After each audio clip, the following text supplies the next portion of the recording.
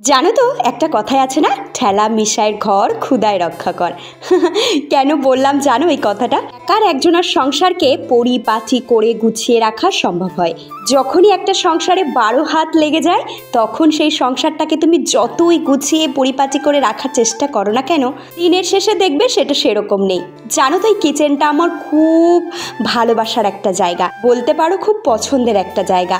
আমি যখন বিয়ে হয়ে এসেছিলাম তখন এত পরিপাটি এরকম ছিল না জানো। আমার মা বাবা শুধু ছেলেটা চাকরি করে সেই দেখেই আমাকে এখানে পাঠিয়েছে। বাড়ি ঘর কি আছে না আছে ওসব দিকে তাকায়নি কখনো। একটা বেড়ার রান্নাঘর ছিল আমার শ্বশুর বাড়িতে।